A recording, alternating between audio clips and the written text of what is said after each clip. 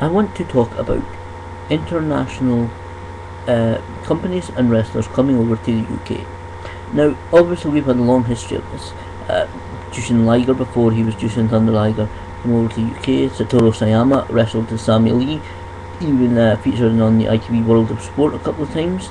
And many more wrestlers have come over to the UK for education, knowledge and exposure. So it's a great history, long history of people coming to UK to learn about professional wrestling. Obviously, we have had a lot of companies coming over for many years.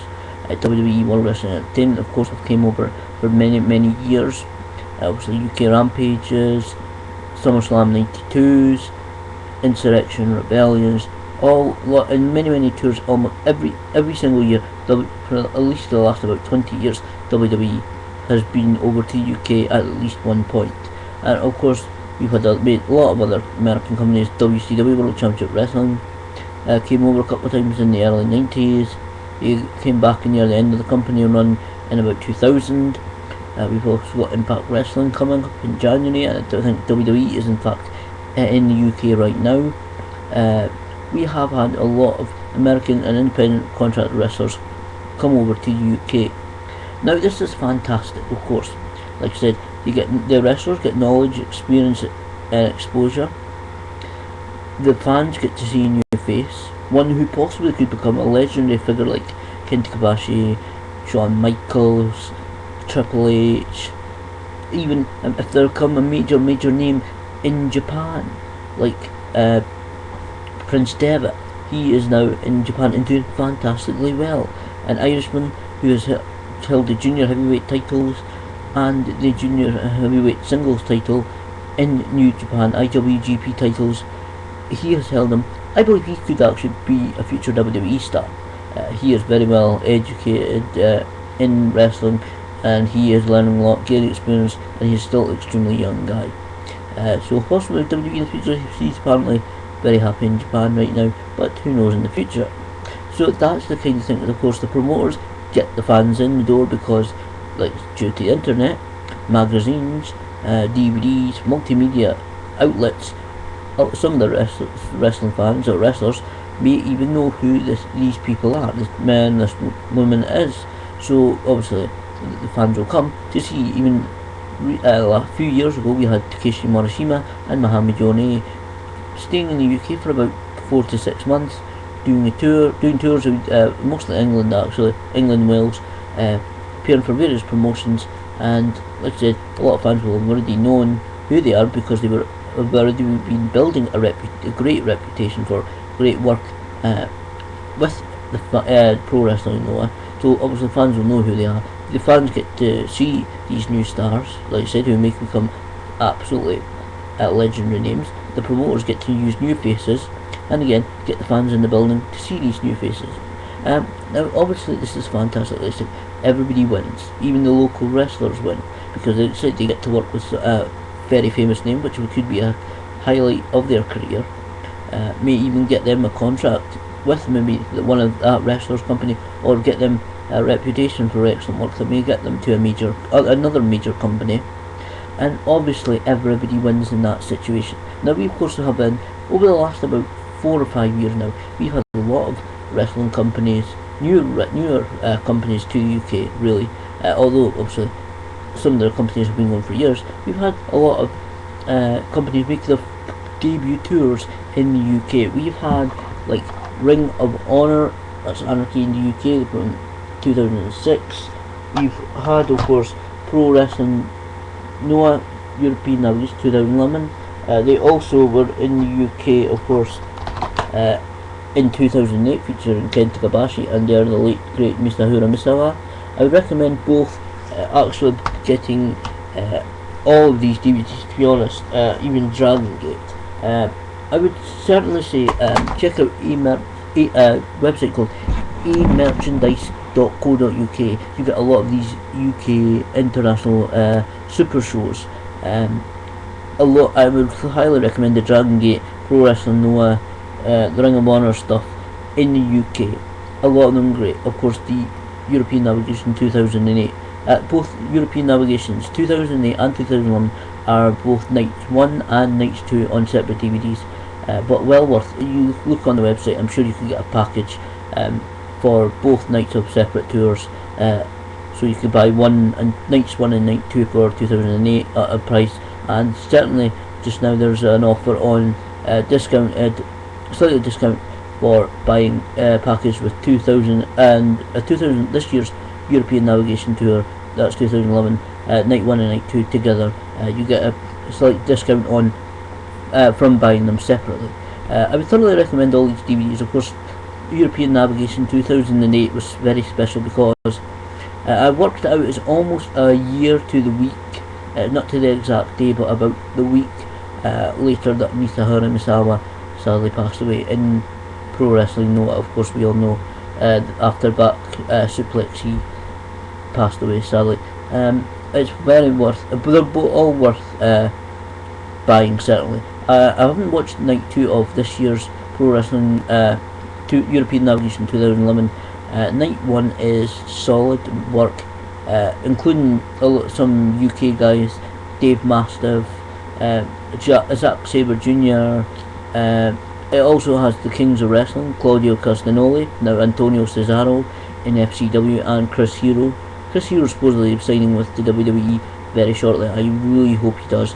I've seen this guy mature over the last few years from this young, lanky, teenage-looking guy with his tracksuit bottoms and his green t-shirt with the Superman S on it.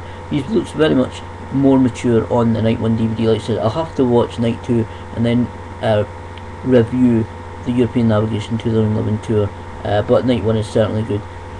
Obviously, the problem that I had with, the only problem that I have with bringing all these international superstars over is that sometimes it can work against the company. Now lately, what I actually have posted the video, Shawn Michaels UK tour cancelled. Now of course this is not, that was not a lie, that was nothing false at all about that, of course, because the tour was cancelled. Shawn Michaels, the great Heartbreak Kid, HBK, one half of D-Generation X, one WWE Hall of Famer, was supposed to be coming over to the UK to appear, not wrestle of course because he's retired from wrestling after being defeated by The Undertaker at WrestleMania, but he was supposed to be coming over, making several appearances in the UK and even making an appearance in Dubai. Now again, this is why One Pro Wrestling failed and went out of business, because they overreached themselves. One Pro Wrestling has always overreached themselves. Now it's thankfully now defunct, and I know this was all kicked off kind of by Alex Shane and the FWA bringing some of the young, some of the international talent over. We've all seen, well, a lot of fans have seen the International Showdown pay-per-view, which has featured a variety of international talent, headlined of course by AJ Styles versus Christopher Daniels for the then, as it was, NWA TNA X Division Championship. An excellent event. But One Pro Wrestling overreached themselves continually. From day number one, they overreached themselves, bringing in lots and lots of foreign talent. Now, like I said, I don't have a disagreement of bringing these foreign talent over. Like I said, it works all well for everybody, and I love seeing new faces and exchange of ideas and information about pro wrestling from various companies and independent wrestlers. Like, I'm sure if you follow the Art of Wrestling podcast, Colt Cabana right now is travelling all over the world. South Africa, even South America he's just back from, and he's going to Mexico, and he's been to Mexico a couple of times, so that's fantastic. I love obviously pro wrestling top, very much an international flavour, and there are lots of wrestlers, but One Pro Wrestling unfortunately overreached themselves continue. I'm looking at the couple of the shows here, a couple of the DVDs here. They used to get them in shops. This is One PW Know Your Enemy. This is just a couple. I only managed to pick up a couple. By the time they hit the shops, One PW is going out of business for the first time. It was saved by a cash injection, but now it's finally completely defunct. But you're looking at some of these shows, the amount I'm looking at, there's hardly any, well, there's certainly no fresh-faced young British talent. They're all Americans and Japanese. Abyss, Christian Cage, Steve Carino, AJ Styles, Christopher Daniels. There's Johnny Storm and Jodie Fleiss, English guys, very well talented guys. Lance Storm, Doug Owens, of course, but all these worldwide names are Colt Cabana, Southern Comfort, Al Snow, The Blue Meanie, Muhammad Journey, Takeshi Marishima, Austin Aries, Roderick Strong, Chris Hamrick, Sterling James Keenan, Dragon Azu, Darkrai, Ulf Herman.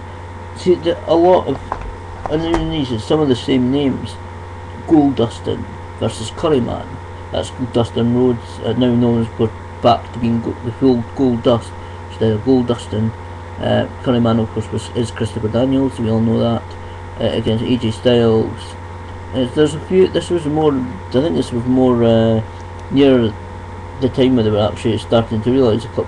But there's still a lot of it's headlined by Steve Carino and versus Abyss in a no rope barbed wire hell match, which was no ropes. Instead of the ropes, there was lines of the barbed wire, as the three lines of the barbed wire as the obviously as the ropes. And that's the only problem I have with that. Some companies continue to overreach themselves and book lots and lots of US talent, obviously US and foreign talent anyway, that they do not have the money to pay. A lot of them book loads and loads of US foreign talent, and then of course they think the fans will flock in, pay the money, and that's how we'll pay the guys. Obviously this does lead to embarrassment sometimes. In fact, a couple of thanks to, I think it was RQW, Real Quality Wrestling, luckily saved the situation the first time when PW went out of business, because if you don't know the situation, I believe maybe perhaps Martin Stone, I think he may have faced her in the end, but RQW had to step in and apologise personally to Keiji Muto, the Great Muta, also known as he was scheduled to appear in 1PW, obviously, but just shortly before it went out of business. They were actually in, I believe he did a couple of dates in Europe and France, certainly in France, but he was scheduled to appear on a 1PW event, and at the very last minute, of course, 1PW went out of business, so RQW, Real Quality Wrestling, had to step in and of course personally apologise, because they were Keiji Muto and a couple of the people that he was with were not really not happy about the situation, of course, and of course they managed to honour the booking of Keiji Muto by having him in the RQW event. Lucky they had an event scheduled, and so they were able to, I think they moved it possibly to the original venue that the One Pro Wrestling event was supposed to be held in, and thankfully Keiji Muto managed to appear in front of the UK fans. Like I said, it just leads to embarrassing situations if